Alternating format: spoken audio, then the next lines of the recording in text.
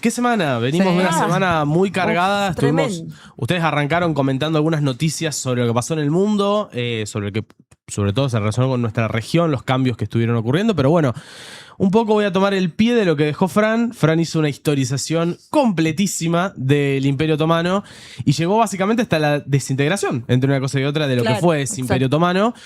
Que si nosotros lo tuviéramos que periodizar, siempre decimos cuando la Primera Guerra Mundial finaliza, es el momento en el cual, a partir de una serie de acuerdos que se van dando en distintos momentos, llegamos a la disgregación de ese imperio y pasamos a la República Turca, que ahí sí se conecta con la figura de Mustafa Kemal, que es esta figura tan conocida, el padre de la Turquía moderna, el padre de esta Turquía que también va a tener un espíritu laico, como bien mencionaba Fran, y que en términos políticos, o por lo menos de lo que era su agenda internacional, había un muy buen vínculo con Occidente, o sea, con las grandes potencias occidentales de ese momento. Más allá de que incluso, por ejemplo, durante la Segunda Guerra Mundial, después Turquía permaneció neutral, pero siempre mantuvo una postura lo más cauta posible en este sentido, ¿no? De hecho, después, ya pasada la Segunda Guerra Mundial, Turquía es un país que rápidamente ingresa en la OTAN. O sea, acá ya estamos viendo un alineamiento militar con Occidente, ¿no? En esta perspectiva. Pablo me corregirá cualquier cosa. Mismo que Grecia. Exactamente. Y porque Grecia entra en los 80. No. A la OTAN, sí. Entra con España y demás. Después corrijan. Después cualquier cosa lo corregimos, pero entra con España, pero en cualquier caso hay una cuestión que es importante en términos políticos, que es que Turquía en líneas generales se va a mantener muy cerca o muy próximo, bien con los países occidentales. Bueno, Lo retomaremos en la columna que sigue. lo retomaremos en ese punto. De hecho, durante la crisis de los misiles, eso mismo, Turquía termina teniendo un rol central para un poco intentar compensar lo que era la presencia de los misiles que estaban en Cuba, ¿no? Así que siempre cuando nosotros pensamos en la Turquía moderna, estamos pensando en una Turquía que tuvo buenos vínculos con Occidente, que se fueron trabajando y retrabajando en distintos gobiernos, ¿no? E incluso hoy, que está la figura de Recep Erdogan, es una figura que, en todos casos, lo que ha hecho es tener también buenos vínculos con los actores emergentes que están en Oriente. Digo, tiene buenos vínculos con China, buenos vínculos, ni hablar, con otros actores también que tienen gravitación en Asia. Pero siempre tratando de jugar este equilibrio y priorizando lo que es lo que ellos denominan este famoso interés nacional, que desde la perspectiva de Erdogan está más alineado con una perspectiva neo-otomanista, ¿no? O sea, esta idea de recuperar tradiciones o aspectos. Erdogan dice, en realidad, siempre cuando lo citan, él plantea esta idea de que él no busca restaurar el Imperio Otomano, sino que lo que en realidad busca es restaurar algunos de sus tradiciones, de sus valores y más, y que la zona en la que el Imperio Otomano existió y estuvo, que esa sea una zona de influencia del poder turco en la región, ¿no? Y esto ya de por sí nos va a llevar a un punto problemático porque estamos hablando de que, como vimos en los mapas que Fran trajo, estamos hablando de nada más y nada menos que amplios sectores del Medio Oriente, con una multiplicidad de actores que están involucrados y de agendas y de estados que van a tener sus propios intereses, ¿no? Así que esto como para una cuestión introductoria. ¿Para qué? Para poder llegar, ahora sí, a lo que nos va a llevar a la primera imagen, que fue la noticia de la semana pasada, el día viernes, que son los acuerdos de la Meca. Los acuerdos de la Meca, como ustedes están viendo ahí, vamos a decir, en términos geopolíticos, es una especie de triángulo que se forma en seguridad que abarca 3 países. Turquía, del cual veníamos hablando y estuvimos charlando bastante, Arabia Saudita y Pakistán. Hay algunas cuestiones importantes para resaltar en esto, que es lo siguiente. Nosotros hablamos de, y Fran lo profundizó bastante, esta cuestión de la diferencia entre los turcos y los árabes, ¿no? De hecho, parte de lo que es la decadencia y la caída final del Imperio Otomano va de la mano de lo que son las grandes revueltas árabes, que bueno, ahí está Lawrence de Arabia, están, digo, todo lo que son los servicios de inteligencia occidentales también, por así decir, destruyendo también o participando en lo que es la destrucción de ese Imperio Otomano desde adentro, ¿no? Porque también la Primera Guerra Mundial, si algo tuvo, fue esta cuestión del factor de las conspiraciones internas, ¿no? Digo, pensar en el telegrama Zimmerman, pensar en la rebelión en Dublín, la rebelión de lo que nosotros conocemos como el levantamiento de Pascua, digo, permanentemente en distintos lugares del mundo están ocurriendo levantamientos y insurrecciones que van financiadas por los actores involucrados, ¿no? Esa es la legitimación del genocidio armenio para los otomanos. Exactamente. Entonces, bajo este criterio del cual nosotros estamos hablando, vamos a decir que la relación entre turcos y árabes, la verdad es que fue una relación una vez que se conforman los estados, digo, Turquía en 1923 como república, Arabia Saudita se queda unificado como reino. Digo, hay que hacer todo un trabajo ahí más histórico, pero queda unificado como con la constitución física que nosotros le vemos hoy en 1932.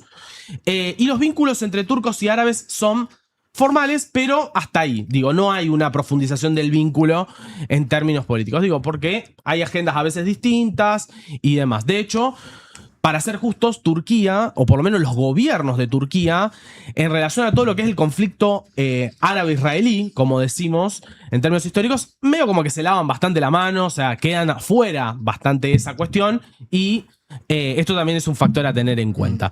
Del otro lado tenemos a Pakistán, país que se independiza en 1947, proceso donde tenemos también la independencia de India, que ocurre en simultáneo. Y de ahí tenemos entonces la independencia de los tres actores. Ahora, tres actores vamos a poner estos términos, durante la Guerra Fría, estos tres actores tuvieron muy buenas relaciones con los Estados Unidos. Digo, si nosotros tuvimos que pensar en esta lógica de bloques, quién está más cerca de la Unión Soviética y de los Estados Unidos, la realidad es que estos tres actores están más cerca de los Estados Unidos que de la Unión Soviética. De hecho, en el caso de Pakistán, nosotros vamos a tener que los distintos gobiernos militares que Pakistán tiene están alineados con Estados Unidos y hasta consiguen la bomba atómica a partir de lo que son las prestaciones, vamos a decir, en términos de inteligencia y demás, que los Estados Unidos le dan. Caso contrario a India, que consigue sus armas nucleares con colaboración soviética. Sí, por eso Yahya Khan, dicho sea de paso, era el aliado de Henry Kissinger y lo sostenían pese, no sé, al genocidio en Bangladesh, por ejemplo. Exactamente. Entonces, de ahí en adelante... que no era Bangladesh, era Pakistán Oriental. Pakistán Oriental. Claro. Sí. Ya que mencionaste Han, tengo un pequeño dato de color. Ahí veíamos en la imagen, bueno, el presidente de Turquía, el príncipe de Arabia Saudita, el primer ministro de Pakistán. ¿Cuál es el idioma oficial de Pakistán? El urdu. ¿Qué es el urdu? Es una versión persianizada del hindi, y lo que significa urdu en realidad es campamento, o más estrictamente horda. Entonces era el idioma mestizo que se hablaba en los ejércitos de la dinastía mogola. Entonces también hay la relación esteparia en los orígenes tanto de Turquía. Tal cual. Bueno, de hecho, cuando nosotros hablamos, así como hablamos de los árabes y hablamos de los turcos, Pakistán es una conformación mucho más amplia. Digo, también tiene de todo. Tiene los punjabíes, tiene los pashtun, hay de todo dentro de Pakistán. Entonces esto también nos muestra un mosaico de complejidad en cuanto a cómo se conforma ese país, que a veces yo siempre digo, la gente no dimensiona. Pakistán tiene 240 millones de habitantes, ¿no? Es por escándalo, de estos tres es el más poblado por escándalo. Poblado. Y eso que Turquía tiene 90 millones de habitantes, ¿no? Y con armas nucleares. Y con armas nucleares. Para que tengamos también esta dimensión. Entonces, esto como para que tengamos un marco general, vamos a avanzar con alguna de las imágenes. Vamos a la de Arabia Saudita que tenemos, para poner un poco en contexto de cómo se da esta firma de estos acuerdos, de quiénes estamos hablando. Bueno, tenemos acá la imagen de Mohammed bin Salman, que es el heredero al trono, es quien en algún momento va a ser, pero que medio que de facto ya es quien está tomando todas las decisiones, no de ahora, sino desde hace varios años. Porque, de hecho, el rey Salman está prácticamente desaparecido de lo que es la agenda pública desde hace varios años por temas de salud, ¿no? Ahora, es precisamente Mohammed bin Salman quien, por lo menos desde 2018 en adelante, viene tomando todo un rumbo en cuanto a lo que es esta cuestión de mantener vínculos formales con Occidente y vínculos en cuestiones estrechas, por ejemplo, en materia de defensa y demás, pero en términos económicos diversificar y acercarse más a otros actores. De hecho, Mohammed bin Salman tiene una excelente relación con Vladimir Putin, por ejemplo. De hecho, ellos son los que firmaron la ampliación de la OPEP más, que incluye a Rusia, es a partir de un acuerdo que tienen Mohammed bin Salman con Vladimir Putin. Tenemos también una Arabia Saudita que tiene vínculos pragmáticos con China. En el año 2024, cuando se cumplían 50 años del acuerdo del petrodólar, ese acuerdo que firma Henry Kissinger con lo que era en ese momento la monarquía saudí, donde se establece esta cuestión del comercio del petróleo post-crisis del 73, se va a dar a partir de darle prioridad al dólar, el dólar como moneda para intercambiar. En el año 2024 se da la posibilidad de renovar eso por 50 años y los saudíes dicen, no lo vamos a renovar, vamos a dejar que algunos países puedan comercializar con su moneda. Eso es lo que está pasando actualmente, Exacto. que hoy tenemos a China, que por ejemplo cuando le compra al Reino Saudí, utiliza sus yuanes, ¿no? Esto se ha dado a partir de esta reconfiguración de cambios, porque si bien es una figura extremadamente polémica, por algunas cuestiones que ya voy a mencionar, Mohammed bin Salman es una figura que intenta mostrar cierto pragmatismo en este mundo multipolar que estamos viendo y que por lo menos se está consolidando muy claramente en Asia, ¿no? Bien, vamos a otra de las figuras. Habíamos estado hablando de Erdogan, la siguiente que es la de Turquía. Bueno, acá lo tenemos. Otro de los grandes hacedores de este acuerdo, ¿no? No podemos entender este acuerdo de la Meca sin el rol de Erdogan, que como mencionábamos, promueve esta idea de un neotomanismo, de una Turquía robustecida y de que Turquía tiene que ser no necesariamente la que lidere el mundo islámico, pero sí tiene que ser uno de esos actores que lidera el mundo islámico, ¿no? Entendiendo siempre la enorme complejidad que tiene el mundo islámico, entendiendo siempre la enorme complejidad de que tenemos a los chiitas, tenemos a Irán, tenemos un mundo de actores y una complejidad enorme. Vamos a la siguiente imagen porque nos va a llevar a esta figura que fue un poco el primer punto controversial que tuvieron las relaciones entre Arabia Saudita y Turquía en los últimos años. ¿Por qué? Ustedes están viendo ahí en imagen a Khashoggi. Khashoggi fue un periodista saudí que precisamente trabajaba para un periódico estadounidense y que lo que se dedicaba a hacer era un poco a denunciar los negocios que tenía la familia real, ¿no? Dentro de estos negocios que tenía la familia real, empezó a indagar mucho, empezó a demostrar muchas cosas y eso derivó en que cuando este hombre estaba de visita en el consulado saudí en Estambul, fue asesinado. Y bueno, las cuestiones de su crimen, de su asesinato fueron atroces, porque realmente es atroz la situación de cómo fue realmente asesinado. Pero fue de alguna manera, todo rápidamente fue asesinado y como el principal blanco de sus denuncias era precisamente el heredero, el actual Mohammed bin Salman, estuvo durante 2 o 3 años en el ojo de la tormenta Mohammed bin Salman, él negando todo, él diciendo que estaba en proceso de investigación y demás.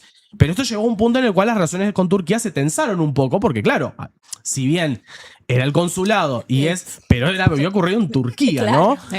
Esta situación y los ojos de toda la prensa internacional se fueron sobre Turquía y tenías todos los periodistas del mundo cubriendo en Turquía lo que estaba pasando. Entonces, de acá en adelante el vínculo queda bastante tenso, porque esto ocurre en 2018, y se va a mantener así hasta la pandemia y un poquito más, ¿no? Después hay un montón de reconfiguraciones que se van dando que van haciendo que, la figura de Khashoggi pase a quedar atrás porque todo pasa dentro de lo que es la política internacional también, ¿no? Hemos visto que cuestiones que parecen imperdonables en algunos estados se han terminado perdonando o se han dejado de lado, por así decir. Vamos a la siguiente imagen que tenemos.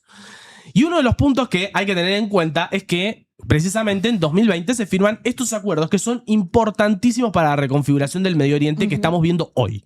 El Medio Oriente extremadamente problemático que tenemos hoy se da a partir de estos acuerdos, que son los acuerdos de Abraham. Donald Trump los presenta en 2020 como los acuerdos de la normalización y que van a llevar paz al Medio Oriente. Todos, de alguna manera, los que están un poco interiorizados, sabían que esto no iba a ser sinónimo de paz, sino que iba a ser sinónimo de conflicto. ¿Bien? Primero porque Emiratos Árabes, que es el principal de estos, también está Bahrein, pero Bahrein es un estado mucho más chiquito, no tiene tanta gravitación internacional. Emiratos sí, hemos hecho un programa sobre Emiratos, así que también quienes después quieran pueden profundizar ahí, pero Emiratos se ha convertido en uno de los socios principales de Israel a partir de estos acuerdos, los acuerdos de Abraham. Vamos a la siguiente imagen. Y el otro punto importantísimo de toda esta situación y de reconfiguración que tenemos se da en 2023. Se da a partir de lo que es, por supuesto, los acontecimientos que tenemos el 7 de octubre, ¿no? Con la incursión de Hamas, con el secuestro y los asesinatos de civiles israelíes y después con el bombardeo, el genocidio y toda la campaña totalmente asimétrica que Israel aplica sobre la Franja de Gaza, ¿no? Que aparte va acompañado también de una profundización de un proceso de colonización sobre Cisjordania, porque va todo ensamblado entre sí. Arabia Saudita trató de mediar un poco. En algún momento Arabia Saudita trató. De hecho, antes de que ocurran los acontecimientos del 7, Arabia Saudita estaba estudiando muy seriamente la posibilidad de normalizar sus relaciones con Israel. Y eso es lo que lleva a que algunas personas lo que hagan es decir, Bueno, quizás también Arabia Saudita encontró con lo que fueron estos acontecimientos la forma de paralizar ese proceso que ya de por sí le estaba generando ciertas tensiones internas con otros socios árabes, ¿no? Claro. Porque el posicionamiento en este sentido no es igual en todos los actores árabes. Entonces, nosotros vamos a tener que desde 2023 en adelante ese proceso de normalización saudí se paraliza y vamos a tener una reconfiguración que se da en otros escenarios paralelos. ¿Viste? Mientras ocurre lo de Gaza, también están ocurriendo otros procesos. Vamos a la siguiente imagen. Cuestión importante, año 2024, cambio decisivo en Siria. ¿Por qué? Porque lo que tenemos es la caída del gobierno de Bashar al-Assad, aliado históricamente o muy cercano, no solamente con Rusia, sino con Irán. Y esto lleva a una reconfiguración, porque el que llega, o el grupo que toma el poder, que era el famoso HTS, era el nombre, las siglas que tenían, era un grupo que estaba apoyado por Turquía. Turquía fue el principal promotor de esa gran ofensiva que sale de Idlib y termina llegando a Damasco. Entonces, y que cae, porque fue una ofensiva relámpago con las fuerzas de Bashar al-Assad que colapsan rápidamente, ¿no? Esto todo lo estamos diciendo en finales de noviembre de 2024. En cuestión de días hay un cambio enorme en esta reconfiguración. ¿Y por qué enorme? Por varias cuestiones. Primero, Irán pierde un socio muy importante en lo que se denominaba ese famoso eje de la resistencia o el eje chiita, porque Bashar al-Assad funcionaba una especie como puente. Vos tenías Irán acá, tenías Irak acá, con el cual había buen vínculo con las milicias internas de ese lugar, Siria, al lado con el cual Bashar al-Assad permitía la circulación, y del otro lado Hezbollah, que también estaba en el norte del Líbano y también en el sur del Líbano operando. Entonces, había como un puente que estaba conectado. Cuando vos sacás a Siria de la ecuación, ya la cuestión empieza a cambiar. Y eso va a repercutir, por supuesto, sobre todo en Hezbollah, que queda aislado prácticamente en este sentido, ¿no? Bueno, y que estamos viendo también la avanzada sobre el Líbano. Exactamente, por lo cual también va directamente acompañado de esa situación. Entonces, acá, una de las victorias importantes la consigue Turquía. Porque Turquía no solo que consigue un nuevo aliado, sino que va a conseguir una presencia robustecida, sobre todo en el norte de Siria. Y vamos a tener el primer escenario de tensiones que todavía no se va a manifestar inmediatamente, pero se está empezando a manifestar ahora, que es el propio escenario de Siria. ¿Por qué? Porque ustedes lo mencionaban al principio, cuando dijeron que en el sur, sobre todo cerca de las comunidades drusas, hay presencia israelí. Entonces Siria hoy es el campo de batalla entre la influencia turca y la influencia israelí. Ver quién termina teniendo más gravitación, ¿no? Entonces, esto también es un punto importante que se suma Erdogan en esta cuestión. Vamos a la siguiente imagen que tenemos, porque para llegar a esto tenemos que analizar las victorias que se van dando. Turquía tiene su victoria en Siria. El año pasado nosotros tuvimos un conflicto bastante breve entre Pakistán e India. Pasó bastante por alto para muchos, para la prensa por ahí tradicional. Sin embargo, lo que a priori muchos vaticinaban podría llegar a ser una victoria de India, porque parecía como que India se venía preparando para este tipo de situaciones, derivó en un fracaso estratégico de India que no consiguió ninguno de los objetivos que se había propuesto, y un Pakistán que mostró una capacidad no solo de resistencia, sino de haber derribado, por ejemplo, aviones indios y demás, todo bajo los auspicios o lo que es la tecnología de China. Porque acá se empezó a ver los aviones cazas que China le da, la tecnología, los sistemas antiaéreos y todos los avances tecnológicos que China puso a disposición de Pakistán, porque obviamente sabemos también la tensión que en algunos momentos India tiene con China, ¿no? Entonces, esta guerra robusteció la imagen a nivel internacional de Pakistán, ¿bien? De hecho, acá asume como, o emerge como gran figura en Pakistán, aparte del primer ministro, al quien estamos viendo ahí, que es Sharif, asume una figura que es Asim Munir, que es el mariscal de campo de ese momento y que hoy es básicamente el comandante en jefe de las Fuerzas Armadas, ¿no? Y uno diría, generalmente es el presidente o el primer ministro. No, acá tiene un cargo aparte y es básicamente Pakistán hoy una especie de cogobierno entre Sharif y Asim Munir. Asim Munir sube a partir de lo que fue la victoria con India en términos estratégicos, ¿no? Porque tampoco es que hubo una victoria decisiva, alguna cuestión, ¿no? Pero Pakistán logró resistir este embate. Otra victoria importante, la de Pakistán. Nos vamos a la tercera victoria importante. Pugna en Yemen a principios de este año entre los Emiratos Árabes Unidos y Arabia Saudita. Yemen, para quienes no están familiarizados, estaba por lo menos en los últimos años en un escenario de división de tres grandes grupos. Uno, el que más deben conocer seguro, los hutíes, que están en un sector más del norte del territorio, apoyados por Irán. Tenemos otro sector que es el gobierno de Yemen, que vamos a ponerlo en estos términos, es el sector que está apoyado por Arabia Saudita. Y tenemos teníamos, voy a hablar en pasado, al Consejo de Transición del Sur, que era un proyecto separatista que estaba bien sobre la zona del Golfo de Adén, que estaba apoyado por dinero emiratí. Bien. Ese proyecto separatista es el que buscaba restaurar un país extinto, que se acordarán, que era Yemen del Sur. O sea, la idea del Consejo de Transición del Sur era restaurar Yemen del Sur. Bueno, ese proyecto auspicia nada que ver igual con el Yemen del Sur, que tenía una característica más laica, nada que ver con el Yemen del Sur, que tenía una perspectiva más marxista. No, este era un Yemen del Sur, vamos a decir, apoyado por Emiratos Árabes Unidos, con una perspectiva completamente distinta. Puedo decir una cosa acerca de Yemen del Sur. Yemen del Sur y Yemen del Norte es la división geográfica para mí más confusa que hay, porque básicamente uno está en el oeste y otro está en el este, y Yemen del Sur está más al norte que Yemen del Norte. Fin de mi catarsis. Sí. O sea, era más fácil decir oriental, occidental, ya está. Era. Sí, yo lo que quería decir es que en algún momento dijiste los hutíes que están en el norte y me desorientó. Claro, en realidad tenía que haber sido más preciso todavía, porque claro, es más... Aparte, el país está en diagonal. Sí. Eso ya es... No, sí. Sí. Península de Corea, gracias por tanto, perdón por tan poco. Todo lo que voy a decir. Paralelo 38. Una línea recta. Eso solucionaba todo, tal cual. Así que bueno, ese conflicto del cual estuve hablando recién fue importante porque el proyecto emiratí en Yemen colapsa a principios de este año, colapsa en 5 días por un avance que los saudíes realizan y que hacen realmente que toda esa estructura que los emiratíes habían montado desde 2016 en adelante colapse en muy poquitos días. Entonces Arabia Saudita suma otro, vamos a decir, punto a esta reconfiguración, y ahora tenemos lo que actualmente estamos viendo, que es Yemen dividido en dos, ¿no? El sector controlado por el gobierno apoyado por Arabia Saudita y los hutíes por el otro. Pero ese tercer actor ha prácticamente desaparecido, ¿no? Entonces, con esta reconfiguración que yo les estoy mencionando, ustedes están viendo que los 3 actores vienen de victorias. Claro. En una especie de escalera, vamos a decir. Que va a ser importante para llegar ahora sí a la siguiente imagen que vamos a tener para explicar un poco algunas cuestiones. Reconfiguración de este mismo año. También guerra entre Estados Unidos e Irán. ¿Y por qué es importante esa guerra? Porque si hay una cosa que dejó en evidencia la guerra entre Estados Unidos e Irán, es que Irán no solo logró resistir, no solo logró evitar lo que era su colapso de régimen, que era una de las cuestiones que Trump propuso inicialmente. Sí. Después fue desviando, fue variando en cuanto a sus objetivos, pero inicialmente el objetivo parecía ese. Mostró de alguna manera la debilidad de Estados Unidos en la región.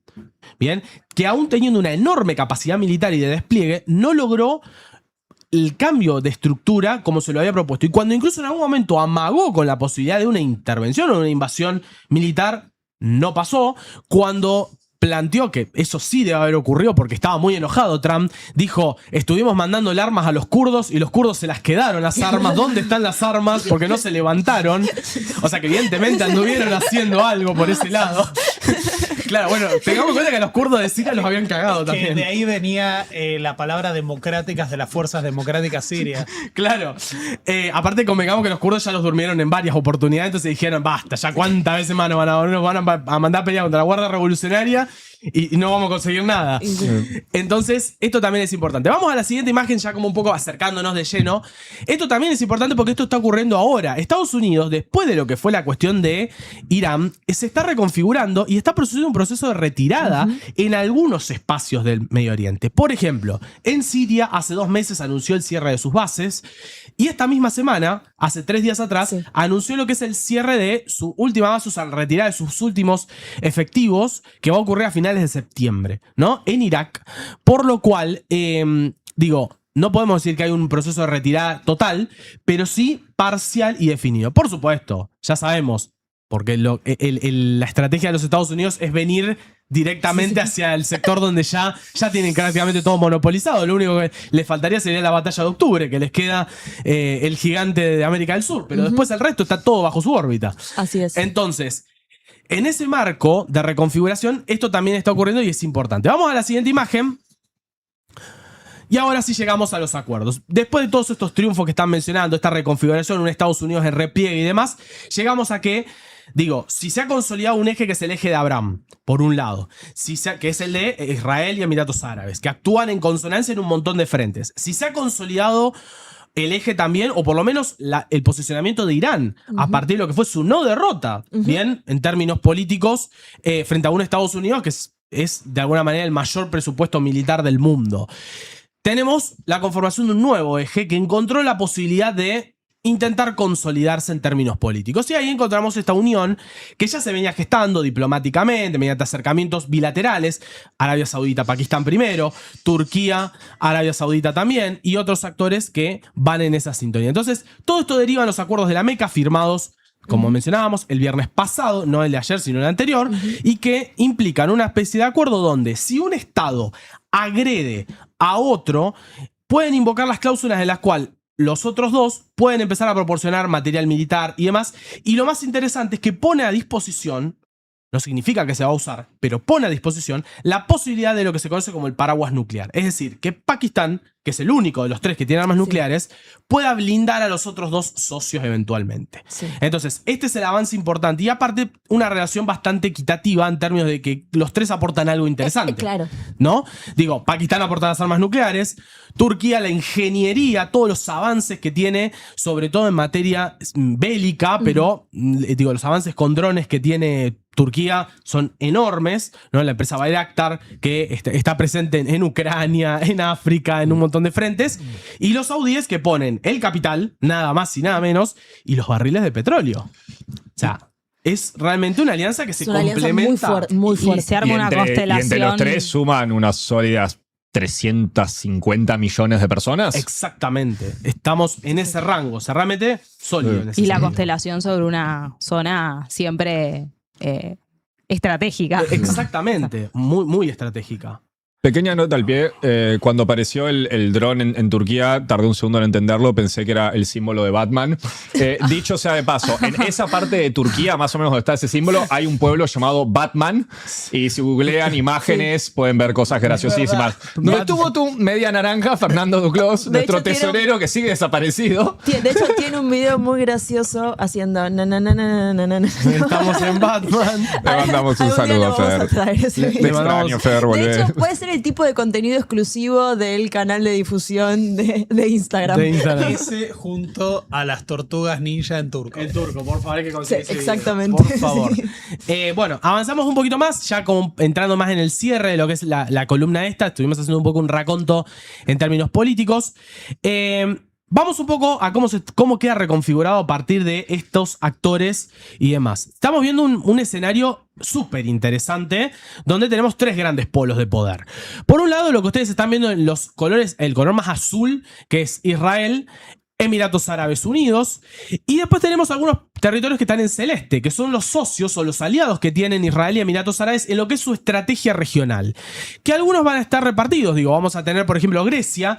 ¿Por qué uno dirá Grecia? Bueno, Grecia por su enemistad histórica con Turquía, ¿no? Tenemos por ejemplo a Etiopía, y uno dirá, ¿por qué Etiopía? Bueno, Etiopía tiene rivalidades y confrontaciones históricas con Sudán y con Somalia. Entonces, y tenemos a India, que aparece ahí medio con una especie de tricolor, ¿no? Porque India trata de quedar un poco bien con todos, pero Narendra Modi, que es su primer ministro, es de alguna manera alguien que está muy próximo a Israel y muy próximo a Emiratos Árabes Unidos, y que en esta estrategia se entiende desde la lógica de, bueno, si del otro lado está Pakistán, y nos vamos a juntar con estos, ¿no? El enemigo de mis enemigos es mi amigo, ¿no? Es un poco este concepto. Sí, pero que ya hemos hablado igual de los costos que tiene para Modi esa estrategia de querer quedar bien con todos. Exacto, ¿no? Tal cual. Y dentro de este mapa que estamos viendo, bueno, tenemos en color verde más oscuro Pakistán, Arabia Saudita y Turquía. Aparece también Egipto, y acá lo voy a poner en matiz a Egipto. Hay un intento de Turquía por en algún momento incorporarlo a Egipto, y los saudíes que le dicen, no nos apuremos con Egipto. No nos apuremos por varias cuestiones. Porque Egipto de alguna manera está atado con dos grandes cuestiones. La diplomática es el que tiene los acuerdos firmados de normalización con Israel desde el año 1979, por lo cual eso a veces puede ser un condicionamiento en algunas cuestiones, y el condicionamiento económico y financiero. Sobre todo porque la economía de Egipto, más que endeudada con el Fondo Monetario Internacional, está extremadamente endeudada con fondos emiratíes. Y los Emiratos Árabes son los que de alguna manera pueden llegar a atar posicionamientos o cuestiones, y pueden llevar a que Egipto los compromisos que tenga que cumplir con esta alianza no los cumpla, porque del otro lado vos tenés deuda con los emiratíes y te dicen, no lo hagas porque yo soy el que te manejo la deuda. Mirá que yo te suelto la mano, te vas a hundir. Claro.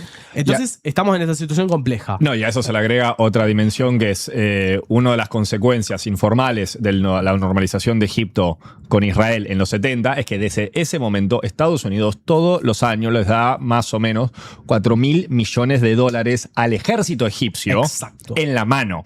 Un país que siempre ha sido básicamente gobernado por el ejército, es la institución de gobierno egipcia. Por excelencia.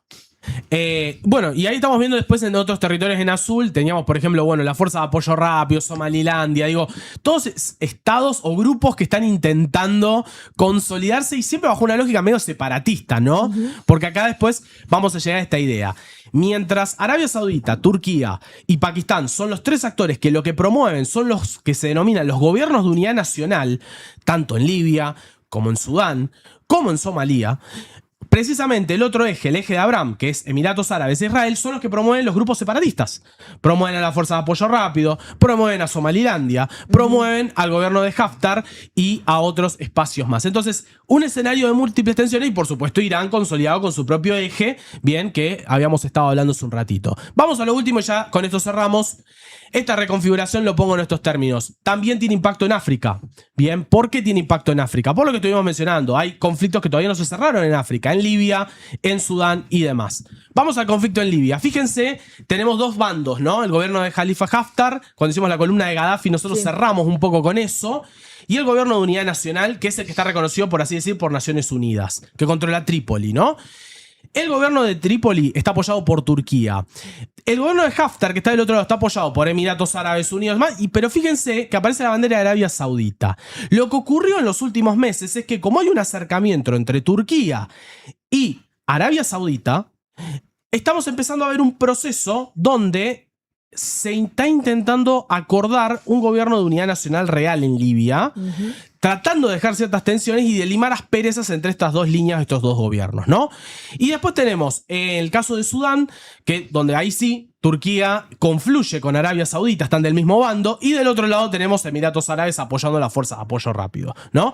Pero fíjense cómo todo esto también impacta en otros escenarios. Vamos a la última cuestión, un tuit que es de esta misma semana. El canciller turco, Hakan Fidan, viajó nada más y nada menos que a Benghazi. Viajó a Libia y no fue al sector del Gobierno Nacional de Unidad, que es el que apoya a Turquía. Fue al sector de Haftar, fue al sector opuesto, se reunió con Haftar y propuso esto. Vamos a mantener un poco esta idea de los acercamientos entre Trípoli y Benghazi.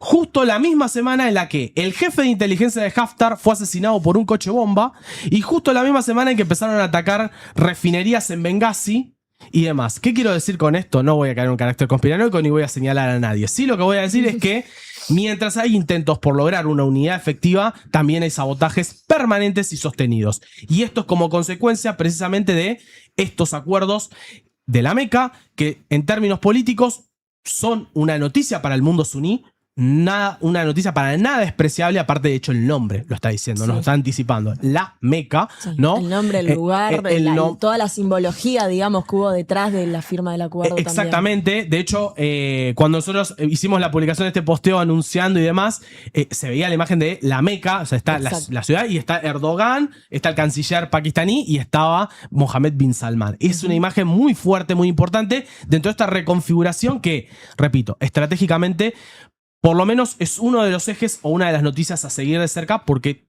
vamos a un escenario de tres partes en el Medio Oriente, donde, bueno, veremos después en qué escenarios hay alineamientos, en cuáles no, en cuáles hay más rispideces, cuáles derivan en conflictos mayores y cuáles pueden derivar en soluciones o puntos de entendimiento. Un último dato, el hecho de que Erdogan haya estado dispuesto a ir a la Meca también muestra lo mucho que se ha reconstituido la relación saudí-turca, porque hace unos 10-15 años los saudíes en la Meca demolieron una fortaleza otomana del siglo XVI, lo cual fue en Turquía un motivo de indignación muy entendible, y es ahí donde construyeron esa torre enorme con el reloj, que es la segunda torre más alta del mundo. Entonces el hecho que Erdogan, que seguía siendo líder de Turquía en esa época, bueno, Erdogan está como desde el 2003, que Erdogan haya estado dispuesto a ir a la Meca, a sacarse una foto con Bin Salman, al lado de donde le demolieron una fortaleza, dice muchísimo. Muchísimo, políticamente. Así que bueno, eso en cuanto a lo que refiere a los acuerdos que se hicieron. Gran columna del profe Kevin.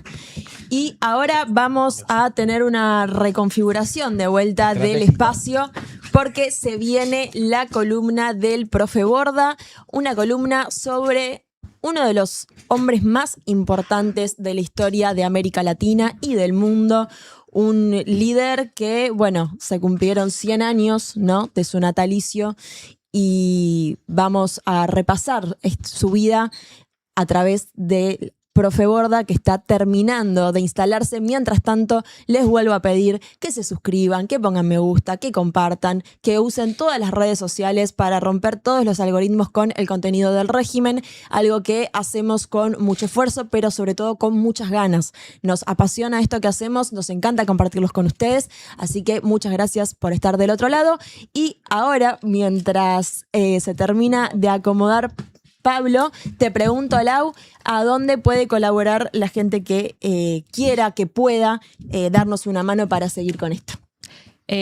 Nos pueden hacer su aporte a alias El Régimen a nombre de Fernando Duclos. Si quieren seguir con estos análisis tan complejos, tan completos y que también se relacionan tanto, ¿sí? Esperamos sus aportes a alias El Régimen a nombre de Fernando Duclos y parece que repetimos como loros, pero es muy importante que den like, que compartan el link del programa, que nos sigan en las redes sociales, El Régimen-OC, El Régimen OC, sí. Es muy importante para seguir moviendo el algoritmo.